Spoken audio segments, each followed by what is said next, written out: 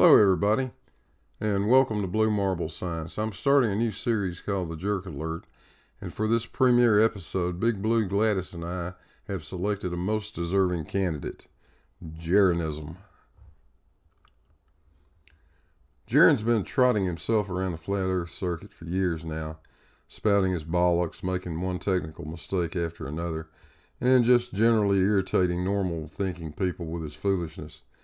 You know, Jaron fancies himself as more than a match for the likes of Newton or Einstein.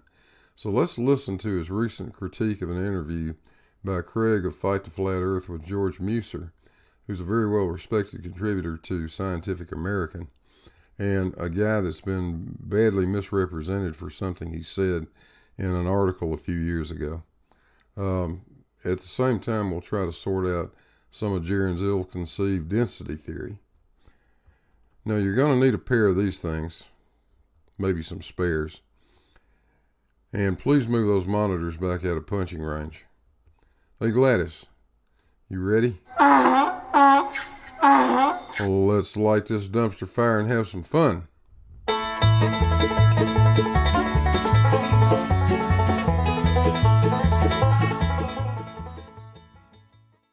Jaron's going to spend most of this 40-minute long collection of rude remarks and hand-wave dismissals over this single paragraph from a Scientific American article written by George Musser.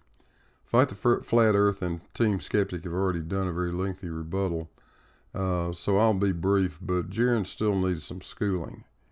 Here's the sentence written by George that got Jaron's panties in a wad. For instance, Einstein created his general theory of relativity, which provides our modern understanding of gravity with the express purpose of expunging non-locality from physics. Isaac Newton's gravity acted at a distance as if by magic, and general relativity snapped the wand in two by showing the curvature of space-time, and not an invisible force gives rise to gravitational attraction. But whatever Einstein's intention may have been, his theory began to reveal a different side as physicists put it to use. The workings of gravity turn out to be sparkling with non-local phenomenon. But it's only that part I highlighted in yellow that Flat Earth latched onto. Now, Jaron's going to focus on this one editorial statement where George is simply pointing out the fact that even Newton was unsettled over his inability to explain the cause of gravity, and it took several hundred years before Einstein came along and was able to do that. Newton's equations work perfectly to this day, and at the weak field limit, Einstein's equations are the same as Newton's for the gravitational field potential. So keep that in mind as you listen to what you're about to hear. Let's listen to a quick video. This is on the channel Flatzoid FE. Do check out his channel. Do subscribe, as I just did. And check this out. This is, and I played this in many of my videos, this is simply Richard Feynman talking about the scientific method, talking about what happens when observations don't meet theory. Let's listen up.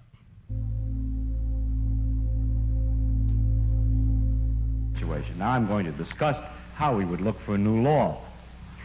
In general, we look for a new law by the following process. First, we guess it. Then we well, don't laugh, that's really true. Then we compute the consequences of the guess to see what, if this is right, if this law that we guessed is right, we see what it would imply, and then we compare those computation results to nature, or we say compare to experiment or experience, compare it directly with observation to see if it works. Right, this part's very important. If it disagrees with experiment, it's wrong. Oh. And that simple statement is the key to science. It doesn't make a difference how beautiful your guess is. It doesn't make a difference how smart you are who made the guess or what his name is. If it disagrees with experiment, it's wrong. That's all there is to it. That's all there is to it. All right, very important video there. Let's go on to this video. This is an interview with George Musser. This was on Fight the Flat Earth's channel. It is hilarious. It is classic. We're going to watch some of it tonight. Thank you, by the way, for joining me. Should be very interesting. Here we go. So this, we have an interview with George Musser. We're just going to listen to some of this. I do have it at higher speed. I have it at 1.25 so we can get through it kind of fast. But again, remember, we've all been told about this force of gravity, that mass attracts mass. We've all been told these things. Everybody knows it. But let's remind you real quick of the Newton quote. Excuse me, water needed. All right. It is inconceivable that inanimate brute matter, by the way, this is Newton in a letter to Bentley. This is after the Principia was released. They want to ascribe this whole idea of gravity, of mass attracting mass, this magical force. They want to tell us that it was Newton, Newton's laws. Everything in the world is revolves around Newton's laws. Let's see what Newton thought. It is inconceivable that inanimate brute matter should, without the mediation of something else which is not material, operate upon and affect other matter without mutual contact, as it must do if gravitation in the sense of Epicurus be essential and inherent in it. And this is one reason why I desired you would not ascribe why you would not ascribe innate gravity to me. Basically saying that mass attracts mass, that things have gravity in them, or that they pull things or anything like that, so that one body may act upon another at a distance through a vacuum without the mediation of anything else, by and through which their action and force may be conveyed from one to another, is to me so great an absurdity that I believe no man who has in philosophical matters a competent faculty of thinking can ever fall into it. Gravity must be caused by an agent acting constantly according to certain laws, but whether this agent be material or immaterial, I have left it to the consideration of my readers. Isaac Newton to Bentley, again, admitting that action at a distance involved in gravity is absurd. Okay? That the magical earth is pulling magical apples out of the sky is absurd. That when you take up a golf ball to a high distance and drop it, that the earth is pulling it down is absurd. That's action at a distance, and it's absurd.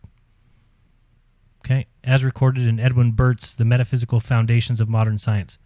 So we have this George Musser. We'll let him introduce himself to you on Craig Fight the Flat Earth's channel. And then we're going to get to listen to some of the things he's got to say, and we're going to get to have a good laugh. Okay, let's head over there. And again, this is for commentary, for critique. It is definitely protected under the fair use doctrine. Let me bring it up here. Let's go to this one's probably better. All right, let him introduce himself to you. And I'll actually include my picture here if you want. All right, let's let him talk, shall we? Guys, welcome back to the channel. I'm Fight the Flat Earth. Now, today is a very specific video. I've been having a back and forth, as I'm sure most of you are aware, with Sleeping Warrior. One of the specifics he's been talking about is an article written by the gentleman that I am speaking with today, Mr. George Musser, who is a contributing editor for Scientific America. George, would you just like to take a few minutes to introduce yourself? Yeah, George. So, as you say, I'm a contributing editor for Scientific American magazine. I was a senior editor there for a number of years, actually for almost 15 years, on the topics of fundamental physics and space science. My background's actually in planetary science, although I really can't claim to be a planetary scientist anymore. That's so deep in my history. But my thesis work was on the planet Venus. And since then, I've really... His thesis work was on the convection currents of Venus, the light in the sky.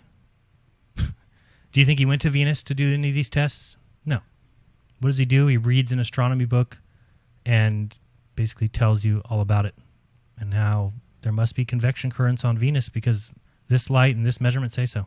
Nonsense. No, Jaron, he didn't go to Venus, so don't be an ass. And yes, he read a book. I bet he read a lot of books. He did his undergraduate work at Brown University and his graduate studies at Cornell. I've been branching out in my scientific interests to other domains of physical science, and specifically fundamental physics, our understanding of gravity, of the attempts to build a quantum theory of gravity, and quantum mechanical principles, understanding what quantum physics is telling us about the nature of reality. Okay. Excellent. Obviously, you've had a passion for science most of your life, I assume. Oh, yeah, of course. Excellent. That goes back to when I was a small kid. Now, by the way, I don't think that this George Musser is a bad guy. I have no problems with him. Seems like a good guy. Doesn't seem to do the nonsense that this clown does. He actually tries to come up with something, I guess. but he says nice things about flat earthers, and that's a good thing. Let's continue. Yeah. What did you think when I first contacted you and said about the fact that there's a bunch of people that think the Earth is flat? Well, I mean, I had, of course, known about the people who think that the Earth is flat. It's well known in the media, and I've talked to people, colleagues, about it. I'm a little perplexed by it. I should say, though, I'm happy in a broader sense that people care, that this is a topic that people are willing to debate, even if they get some things wrong. I mean, we're all get things wrong in life, and that's not the issue. But to actually have sure a passion do. for understanding what is the nature of the universe, I admire. So I think there's a lot that's admirable in even the people I disagree with on the technical details. Okay, perfect. I'm not really going to talk any more about flat Earth in general. So we'll just get into it, really. So Sleeping Warrior has been citing an article that you wrote. So he's now going to talk about Anthony Riley. Anthony Riley pointed out some things from some articles that George wrote. And let's listen in and see what the problems that Anthony Riley had and see if they're answered here, and see, basically who comes out on top here, who's making more sense and who's blowing smoke up your rear. Let's find out. I lose the name of the article for a second. How Einstein revealed the universe's strange non-locality. That's the one. So the main issue that Sleeping Warrior has with this was the phrase you used of Einstein snapping the wand. Now, Sleeping Warrior has the impression that this means that Einstein snapped the wand and therefore disregarded everything that Newton ever did, meaning his law of gravitational acceleration is invalid and, as he calls it, antiquated science and shouldn't ever be referred to. Could I just get your clarification on what you mean by snapping the wand? Right. So just to take a step back, the kind of overall message of that article was to look at kind of a progression of scientific ideas. So Newton developed his law of gravity really based on Kepler's laws, and brought his observations of Mars and the planets in our own solar system and their orbits and positions. All right, he's talking all mathematical formulas here. They've never gone out, they've never touched anything, they've never done anything on their own. This is simply the mathematics involved, and if you've ever read Copernicus's work, Copernicus even tells you you're a fool if you enter this line of thinking and believe that they mean anything to be real or reality. They don't. Simply mathematical conventions to explain what's going on in the sky. Newton developed this law of gravity that we're all taught, but even Newton and his contemporaries had a real problem with that law. So notice that even Newton had a problem with his law that we've all been told is the mass attracts mass nonsense. Let's continue. Namely, that it didn't seem to. It described gravity's effects, but it really described how gravity works. Oh, okay. And Newton actually in his own life tried to develop, unsuccessfully as it turns out, an understanding of how gravity works. What is actually communicating the influence, for instance, between the Earth and the Moon, or between the Sun and Mars. So now the problem with all this is there is nothing. It's that simple. There is nothing communicating anything at a distance. It's simply relative density. It's that simple. You have an apple falling to the ground. It's heavier. It's more dense than the air around it, so it falls. Easy. The whole world regulates itself by relative density. It's the way everything operates.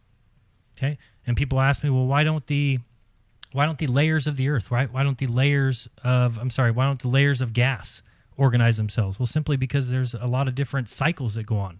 For instance, the heat of the sun heats up things. We know the Earth is where it's hottest at the ground level. So you have the heat heating up these elements, these gas molecules, the oxygen, the argon, the nitrogen, everything that's around the Earth. And as the sun heats it up, those things start to rise. That's what happens with things as they're heated, right? As they get higher, they become more dense. They become colder. What happens to cold things? They become more dense. What happens to the dense things? They fall. And you have a cycle that explains all that we see. Let's continue. Mars, etc. And he really fell to Einstein. Einstein's role here was to really fill in that mechanism. He explained how is it that massive objects, exert what seems to be a force on one another. I don't know how to tell people that they simply stole the idea of relative density and decided to make it a force and say, well, let's call the weight of things an actual force. Let's do that because that can explain that the Earth's a sphere. We'll go on. We'll continue listening to this. Hopefully you start to see the problem here. Now, literally, it's not a force. Oh. Literally, it's not a force. The force of gravity is literally not a force. So the thing about Newton's laws, you can't take it literally. But the thing about Newton's laws is we can't take them literally. Okay, don't take Newton's laws that we've all been taught are literal, that mass attracts mass. Don't take them literally. Newton himself didn't. That's right. Newton himself didn't. Okay? We already described that. We already told you that. Again, Newton didn't take him seriously. In fact, he said, and I agree, and I read it again, that gravity should be innate, inherent, and essential to matter, so that one body may act upon another. Remember, we're talking about the sun. We're orbiting the sun because we're within its gravity, and it's pulling us and pushing us and all this nonsense. But again, that's action at a distance, through a vacuum. It just says right here that gravity should be innate, inherent, and essential to matter, which is what we're told. We're told that the sun has massive gravity because it's so massive. It pulls the earth, it captures the earth captures the moon, so that one body may act upon another, which is what they tell us that it does, at a distance through a vacuum, which is what they tell us that it does, without the mediation of anything else, which is what they tell us what it does. Now, again, we're going to get to it in a second, what they actually changed that to. They completely changed it to fantasy land. Einstein came along and described a fabric of space-time, and it gets so ridiculous, and I don't know how people don't see it.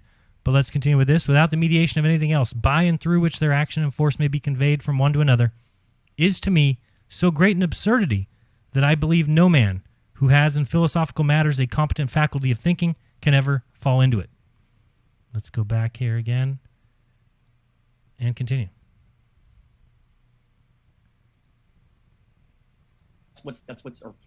Newton had various ideas on this, but generally it's thought that Newton did not take his own law that literally. He didn't. That there is a force reaching from one object out to another. There's not. However, you can act as if there were one, and it's perfectly valid for... Oh, you can act as if there were one.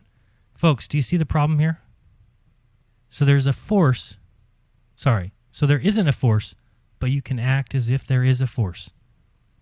Now imagine how easy it is to go from that to the earth is not a sphere, but you can act as if it is a sphere. No one has said the earth is not a sphere, but you can treat it like a sphere. You're just making stuff up, Jaron. What he said is gravity is not a force, but you can treat it as if it were a force. Relativity is very complicated. It's hard to think about. It's 4 dimensions, which is not easy to visualize. It's much simpler to treat gravity as if it were a force because it acts like one anyway. Now, maybe you can understand. Let me put this in terms that you might have a little easier time with. That is not money. But you know what? You can treat it like money. It acts like money. It's a check and a credit card. It's not really money, but you can treat it and use it just exactly like it was. The same way you can treat gravity like a force, even though it really isn't a force. Does that make any sense to you? It makes a hell of a lot of sense to the rest of us. So you can still use Newton's laws to calculate gravity as a force. Oh, you can still use the mathematics involved? Sure. If you want to hijack the actual weight of items, if you want to hijack that and say, oh, let's call that little g, let's put it in all our equations, and let's go ahead and pretend that there's some sort of force. Sure, you can pretend that there's a force pulling things down if there's really just the relative density of items causing them to weigh more than the area that they're in. I'm more dense than the air that I stand in. If I stand on a scale, the scale will read it out to you. What did they do? They hijacked that.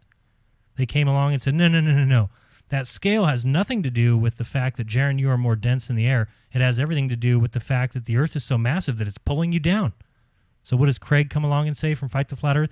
Well, we can pretend, right? We can use them as equations, right? We can still calculate it, right? It still makes us right? Let's try this again. Gravity is not a force. It is the warping of space-time. But we can treat it like a force. Just like this check and this credit card are not money, but we can treat it just like money. So I've got an idea. Let's try a really simple little experiment to do with density, Jaron. Your contention is everything happens because of density. Well, let's have a look at this. Let's try a really simple density experiment. I've got a bowl, just some water in it. Regular little plastic drinking cup. This plastic stuff is less dense than the water is. Got some vegetable oil. We know that's less dense than the water is. We're a little bit on top. Yep, there it goes, floating around on top. So, there's a plastic cup that's less dense than the water. And if I put it in the water, of course, I have to push on it. It won't stay down by itself. We all know that, right? Just pops back up. Wants to float on top.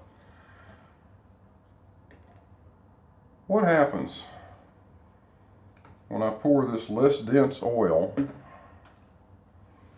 into this less dense cup? Why does that sink in the water like that? I'm not touching it. I'm just balancing it so it doesn't fall over. It's almost touching the bottom. Okay? No downward force at all. By me. But there is clearly a downward force. And it's not the density of the oil or the density of the cup. We know that the density of this item and the stuff that's inside it is less than the water is. Yet it does that. There's got to be a force. That is the force of gravity. That is the gravitational attraction. That's what's causing it. Try it at home.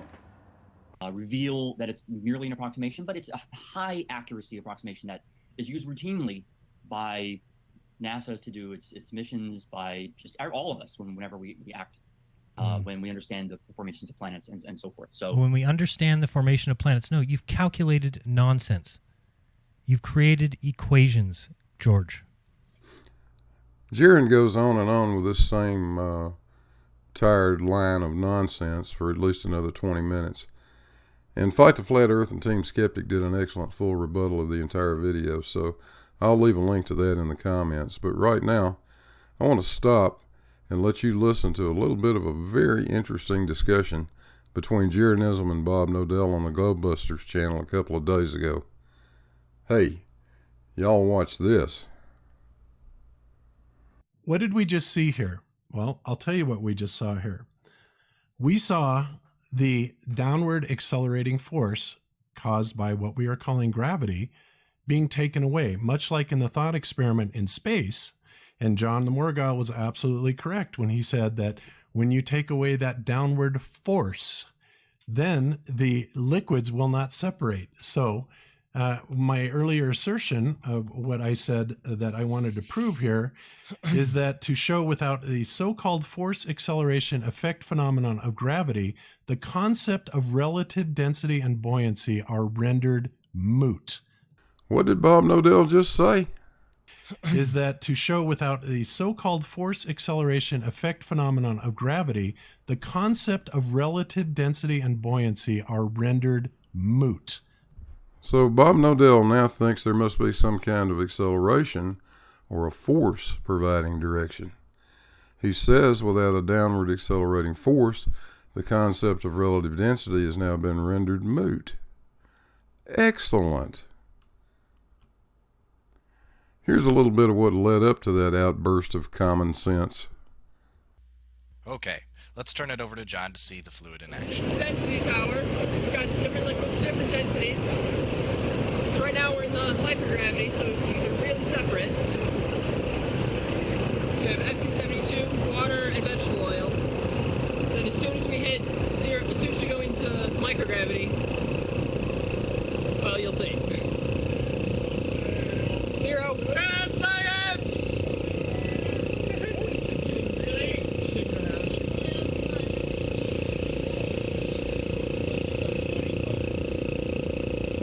Hold it from the top next time, Jeff.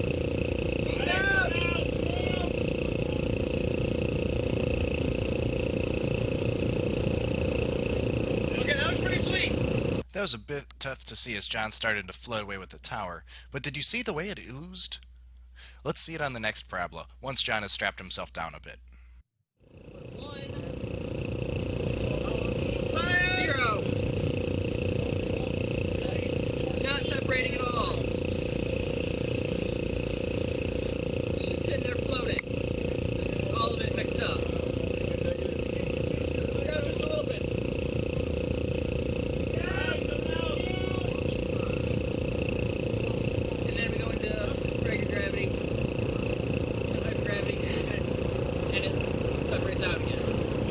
Did you see how the fluid didn't separate out like it did in normal gravity and hypergravity? And did you see the different color blobs just cycle around? Watch it one last time as John swishes it up going into 0G. 0, science.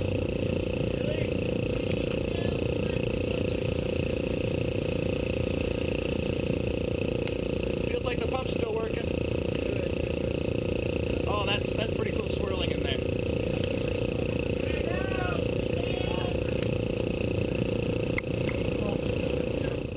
In conclusion, when we take away gravity, we take away up and down. With no sense of direction, neatly ordered systems like our density tower start acting all chaotic, with everything going in all directions. And that is pretty cool. Yeah, that was just a very small part of the Globebusters episode, and I'll leave a link to it in the comments section. It's quite entertaining. If you recognize that clip from the aircraft, that's the same video I used in one of my videos a few weeks ago. So apparently Bob is a fan. I hope he remembered to like and subscribe. Probably not. Anyway, Jaron, at this point, what can I say? You are a jerk. Please stop insulting people that are clearly that much more intelligent than you are. You're really not equipped for it. But Bob, you know what? There may be hope for you after all. And for the rest of you, thanks for watching. I hope you enjoyed it. If you did, don't forget to hit the like and subscribe buttons. Just press those little buttons down there at the bottom. And we'll see you on the next one. Gladys? We're out of here.